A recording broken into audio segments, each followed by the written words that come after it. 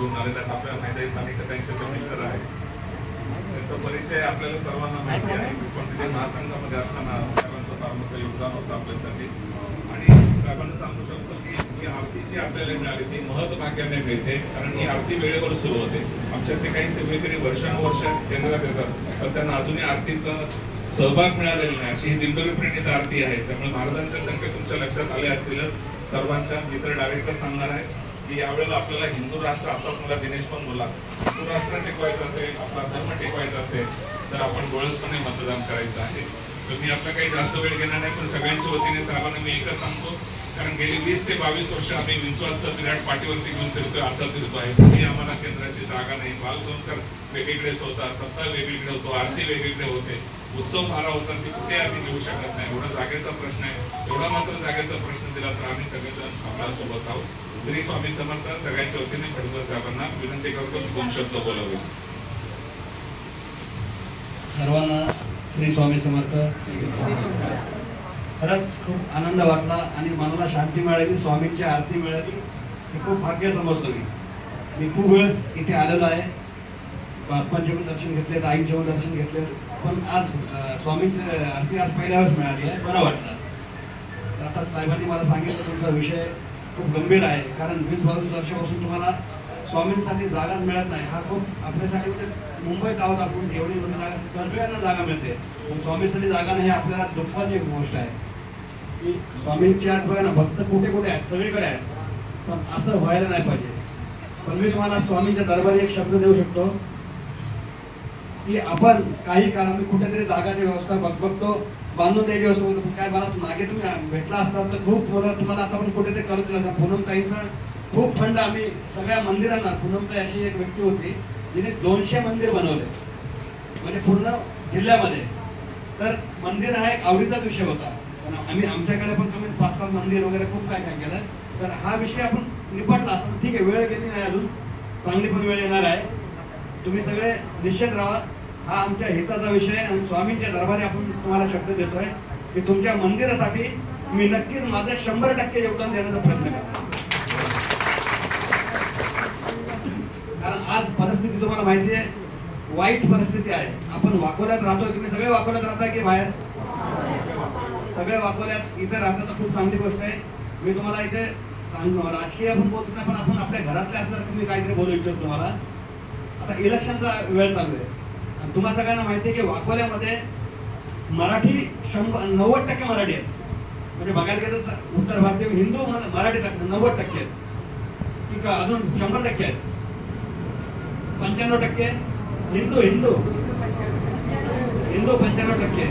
मला तुम्हाला बोलायचं कारण हे की आता हिंदू 95%, पण आता काय काही पार्ट्या हे मुस्लिम लोकांना सोबत घेऊन फिरतायत.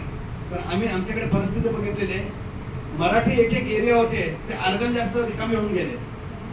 आपल्याला वाकवल्याला अशी परिस्थिती येऊ नये म्हणून मी तुम्हाला हात जोडून विनंती करतोय की आपण भारतीय जनता पार्टीचं कमळ फुलवलं तर खूप बरं होईल. कारण नरेंद्र मोदी साहेबांनी आज देशाला हिंदू राष्ट्र करण्याचं एक स्वप्न हाती घेतले आणि तुम्ही सगळे सोबत असाल तर ते स्वप्न पूर्ण होणार आहे.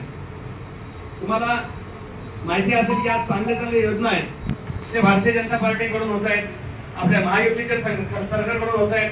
आज लाडकी बहिणीची तर सगळ्यांनीच मला वाटतं योजनेचा लाभ घेतला असेल, घेतला की नाही घेतला? सगळ्यांनी घेतलाय. मग देव करो ही योजना अशीच पुढे चालली पाहिजे. कारण आज आपल्या गरीब भगिनींना माहिती की 1500 रुपयाची किंमत काय आहे ती लोकांना माहित नसेल, पण काय भगिनींना माहिती किंवा ठीक आहे 1500 येतात. आज 7500 रुपये आलेत ना सगळ्यांना. ज्यांना नसतील आले त्यांना पण चालू होणार योजना परत. पण उभाटा गटांनी हे ठरवलेलं आहे की बाबा आमची सरकार आली तर आम्ही नक्कीच सगळ्या हे स्कीमच बंद करणार, म्हणजे योजना सगळे बंद करणार आहोत. तर असं सरकार आहे तर त्यांना तुम्हीच विचार करा त्यांच्यासाठी काय. आता मी 1 तास पहिला एक व्हॉट्सअपवर एक न्यूज बघितली, बातमी, त्यामध्ये असं होतं म्हणजे उभाटा गटांचं एक हे होतं, म्हणजे वाक्य होतं लिहिलेलं त्यांचं वचननामामध्ये की हम 3000 हर महिला को देंगे और मुस्लिमों को 6000 देंगे. मुस्लिम महिला को 6000, म्हणजे हा आपल्या मराठी लोकांचा अपमानच आहे ना. अन्याय अपमान करणाऱ्या लोकांकडे आपण कसं बघितलं पाहिजे. तुम्हाला सगळ्यांना माहिती आहे आमच्या भगिनी खूप हुशार आहेत आणि त्यांनी एक वेळेस नजर ठेवली बरोबर कडक, तर त्या कोण टिकू शकत नाही. अग्नी अग्नी मग या अग्नीसोबत कोण लढू शकत नाही. आणि असल्या मुस्लिमांना आपण भाव पण द्यायचं नाही. मला एवढं माहिती की तुम्ही अगर सक्षम असाल तर तुमच्या प्रत्येकातला घरातला व्यक्ती आज भारतीय जनता पार्टी सगळे महायुतीच्या सोबत असला पाहिजे. विषय बोलण्याचा नाहीये, पण आपण हिंदू म्हणून टिकलो तर पुढे आपण काहीतरी चांगलं विचार करू ना. आज आपला इथे आमदार आलाच नाही हिंदूचा, मग मला सांगा आपण जे आज विचार करतोय की स्वामींसाठी आपल्याला जागा पाहिजे, कुठेतरी शेड वगैरे बांधलं पाहिजे, त्याला अडचण येऊ शकते. बाकी काय नाही, स्वामींची इच्छा असली तर ते एका रात्रीत होऊन जाईल, चमत्कार होऊन जाईल. पण आपण दुसऱ्या पद्धतीने विचार करतो की आपल्याला अगर आपल्या हक्काचा व्यक्ती कोण आला तर आपण नक्कीच त्याला हे करू शकतो ना. हिंदू म्हणून विचार करा. आणि स्वामींचे मी आज तुम्हाला शब्द 100% देतोय की स्वामींच्या मंदिरासाठी मी माझा 100% देणार, 100%. कारण सगळ्यांना माहिती असेल की मी कधी खोटं बोलत नाहीये. मी जेवढी माझी चादर असली, जेवढे पावलं असेल तेवढंच मी सांगत असतो.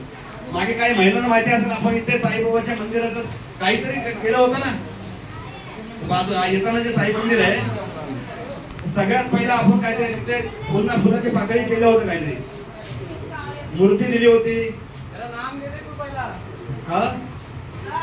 आता ते आपण देवासाठी कधी पण पुढे आहोत, देवासाठी आपण कधी मागे नाही. आपण पुण्यामध्ये असं मंदिर नवाब मलिक कुमार माहिती ऐकलं ना, त्या तो ऐकते तिथे आमदार होता, त्या आमदाराने काय केलं की बाबा आपल्या लोकांना पुढे केलं, आप कोई मंदिर बना के देता आप तोड दो इसको. क्लिअर कट ते मंदिर तुटलं, तोडं लावलं आणि नंतर मागे पळाला.